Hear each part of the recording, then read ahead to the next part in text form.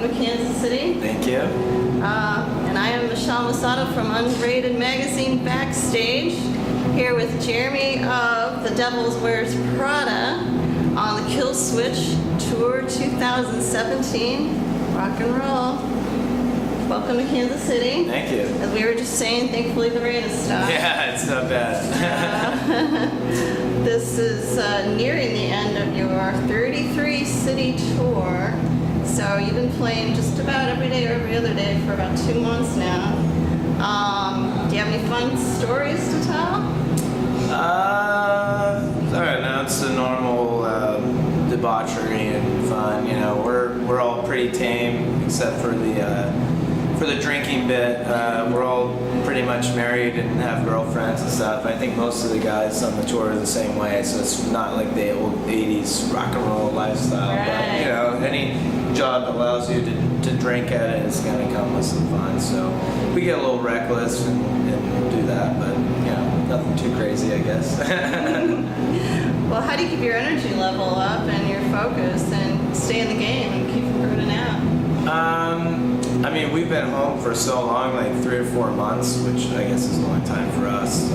So we're just pumped to get back out and be playing again. The crowds have been awesome. Like, kind of, you know, you come out and they're like, all right, what's this going to be? And then second song, they're already pumped and feeling it, which is our job out here to get them warmed up and ready to go. So it's awesome. They're just great metal crowds. Of course, you feed off of their excitement. Oh yeah, very much so. It's kind of a, what do you call that, relationship between the two, symbiotic relationship kind of, so it's awesome. Awesome.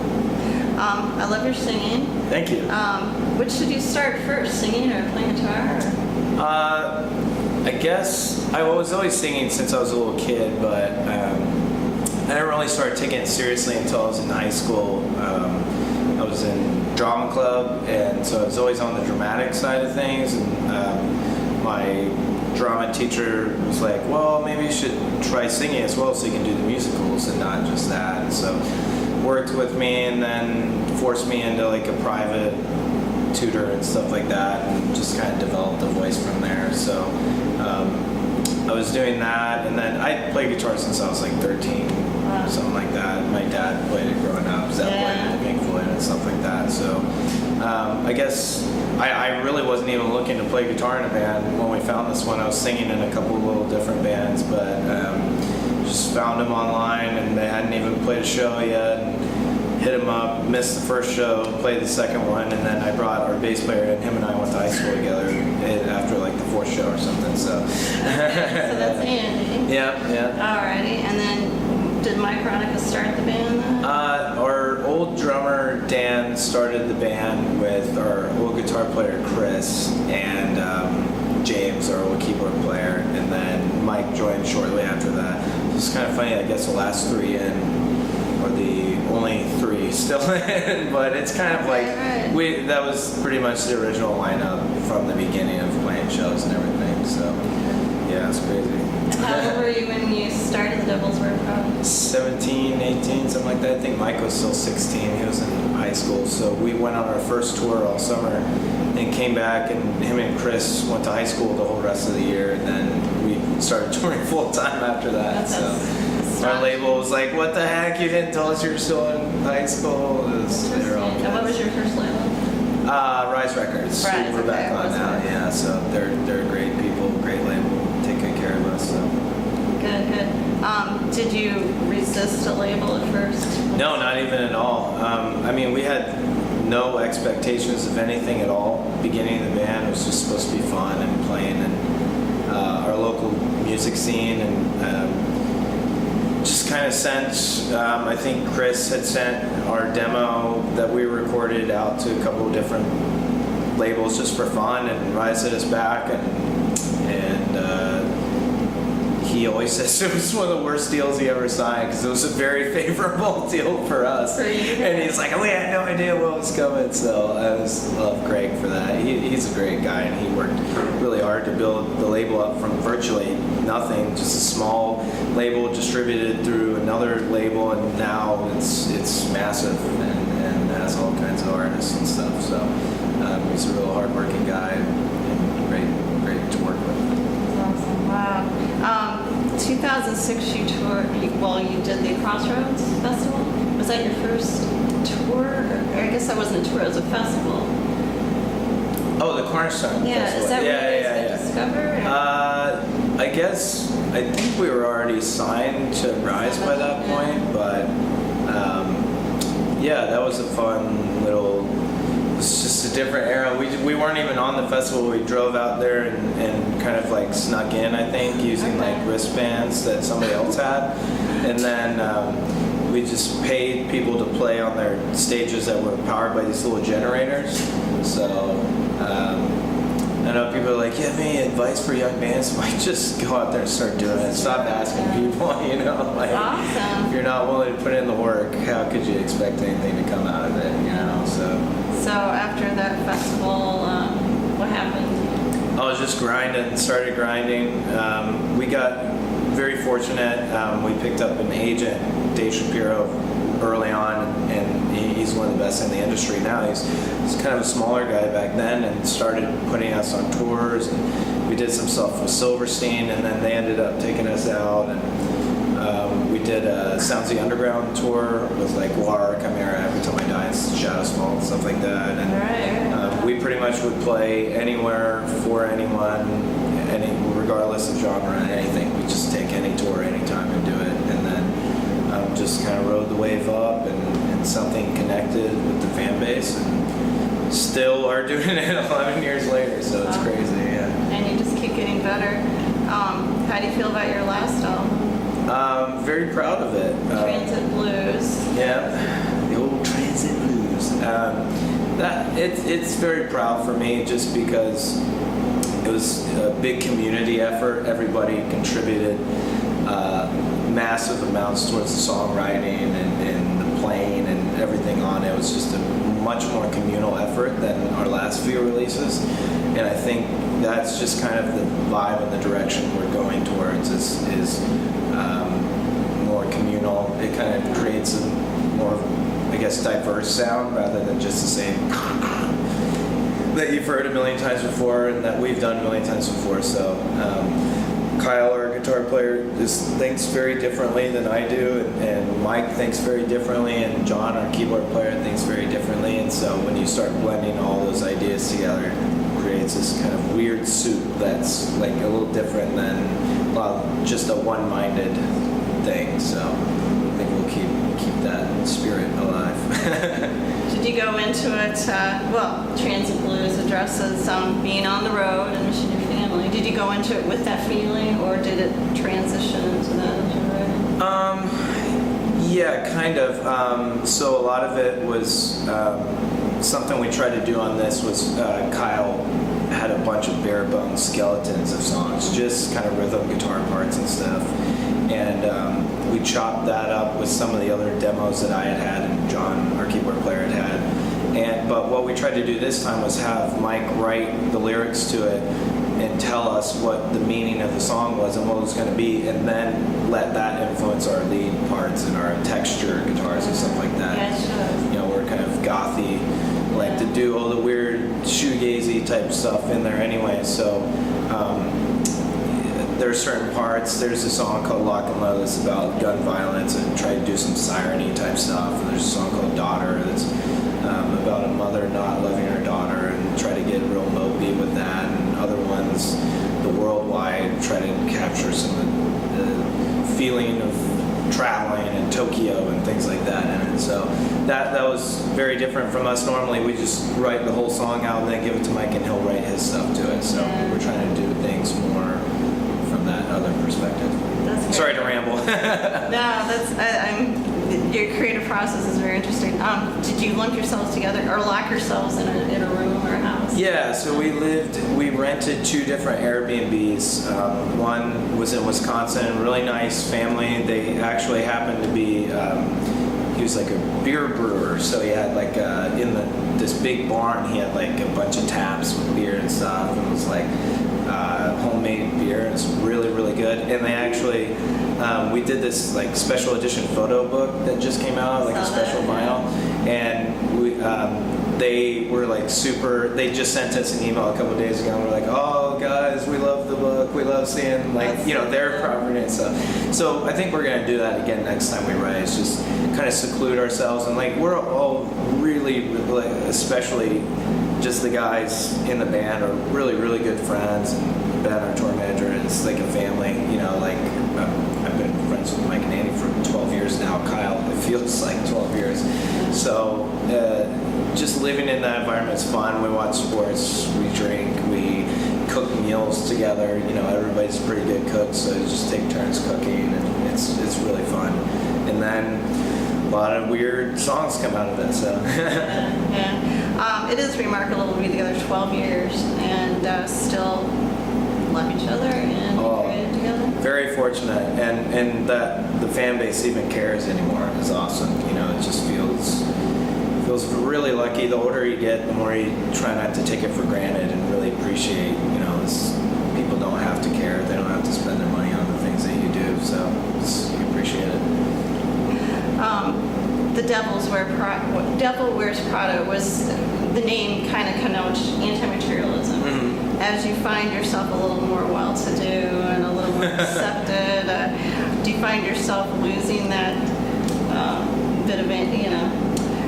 I don't think so. I think we still try and hold on to those same tenets. Like, we've never really been a band that's about like self-worship and like, look at me, look what I can do. It's been more about the band itself and not the individual members. And so that's something that Mike has always tried to instill in us. I think we still try and take very seriously, especially just being entertainers. That's what we are. We're not meant to be glorified or anything. It's just we're there to entertain you and have fun and release some energy and stuff. So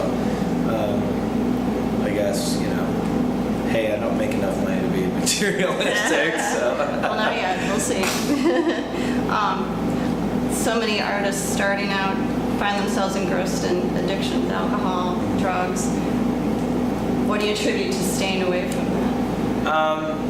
Drugs are a little bit easier, I guess. Like, it's not really, I guess I was kind of into that stuff when I was a younger teen, and so I kind of got it out of my system then. But it's so unattractive on the road, and it's just like, the days are already long enough. I can see how easy it is to fall into that, but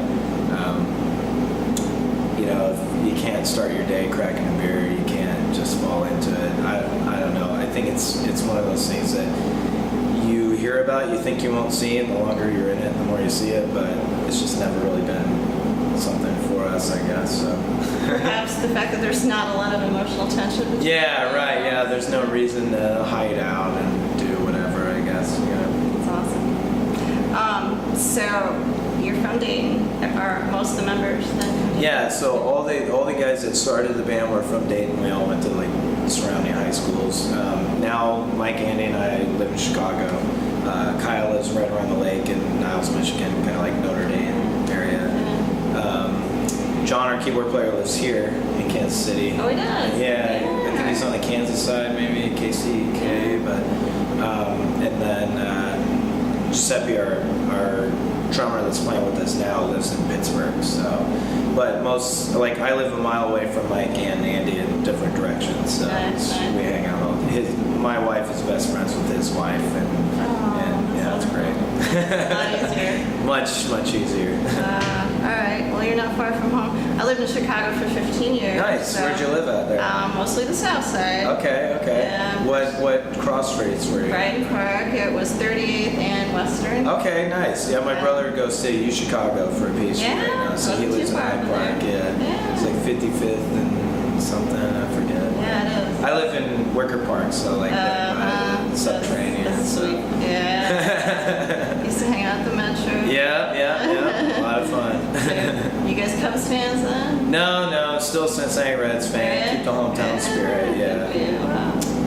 So what do you like most about Chicago? It's just, it feels like a big city, but it still keeps that Midwest vibe. It's not too, I don't know, feels like most of the people there are from the Midwest. They kind of aggregate there, and it's less like New York, where everybody's from all over and they just come there and kind of build this. I like New York; it's awesome, but it's just so expensive. It's not Chicago is too, but yeah, no. At least you can find a place to live in. yeah, that's true. Cool. So you got like 4 more stops to make, and then what are you doing with the tour? So after that, we have like 4 shows, I think, 2 or 4. I can't remember how many. Yeah. With all the remains to like end this thing out. So I think they're just coming out for tour, and we are. So we're linking up for a few shows, and then we go home for a few weeks, and then we go to Europe for about 5 or 6 weeks. So playing a bunch of big festivals, Download in London, and it's our first time going to Greece, our first time going to Spain, and Bulgaria, a lot of cool stuff like that. So it's gonna be great. A lot of metalheads over in that part of the world. Yeah. So, do you see a new record, another record coming? We're not writing, I'll tell you that, but it's not. We're still kind of trying to. We haven't really had a chance to go out and play as much of Transit Blues as we want to yet. Yeah. We've almost kind of built this thing now to where when we do a record, we go out and play it. I don't know if we'll do it front to back. I doubt we will. It's a lot of material, but we'll try and play as much of it as we can. We've been playing the song worldwide on this tour, and it's gone over really well. So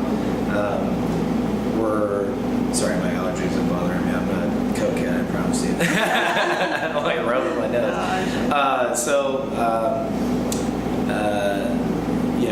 I think we're going to be doing some more touring later this year, so it'd be nice to be able to play more of Transit Blues and some of the new stuff and do that. So, what kind of education have you gotten touring with these 35-year veterans of Anthrax? Excuse me. It's kind of funny because, like I said, we were so young when we started, and it was a really weird time to where we were always the youngest band on tour coming up, and so. If anything, we don't really even learn anymore from these kind of guys because we did for so long. Like we toured with Killthrax like 6-7 years ago or something, which is insane to think about. But going out with bands of that caliber and Slipknot and Slayer and like playing arenas with those guys, and then just doing Warped Tour and everything, and we really have learned from those older people. So now that we're not old, we're near 30, most everybody, but it's awesome because we carry ourselves with such a level of professionalism and stuff. Jesse from Killthrax was like, man, you guys are just on it every day. I'm like, dude, that's such a high compliment from somebody that also is, we were just fortunate to get our heads bashed in by older dudes growing up on it. That's not how you do it. Get your crap out of the way, So. That helps. Awesome. So 2 top 10 Billboard singles. Yeah, that's crazy. 6 studio albums, and you're not even 30.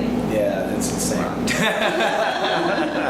I know. I was like, somebody was telling me how many like total albums or something we had sold, and I was like, that's just nauseating. It's insane to think about because just don't want to spend too much time on that. Just want to keep moving forward and keep creating and playing and. I think, right now we're probably playing tighter than we ever have. Kyle was kind of a kick in the butt and going, hey, we're sloppy, let's get better. And so we've kind of made a tradition now of going out to his house before the tour, Andy and I, and just get all 3 guitars synced up real tight before we even start band rehearsals. So it's nice. Very cool. What advice would you have now that you are veterans yourselves to younger aspiring musicians? Just work ethic, man. Like, that is your reputation. That's all you have. Get out there and play shows. Everybody wants to know what site can I put my music on, what can I do. It doesn't matter if you don't. Like, I've seen so many bands come up and be the next hot band, and then they play on one tour and they just die because everyone's like, they suck live. And like in this business, if you can't sell tickets, you're basically not even a band really at that point, just because that's the only way to make money, is to do that. So if that is your aspiration, make sure you're good live. If not, make sure your music's good enough that people will listen to it anyway. So I think it's just work. Where do you want to see your music go in the future? I'd like to just see how weird we can get and still stay within our vein, but I don't think that's going to be a problem. We're super weird. Have a lot of weird ideas. Like So, it. yeah. Awesome. Well, Jeremy, it's been a real pleasure. Thank you. Thank Enjoyed you so the much. rest of your Thank you for having me. tour. Rock tonight. Oh, yeah. Jeremy DePoyster, Devil Wears Prada, singer, rhythm guitarist. Great questions. Thank you.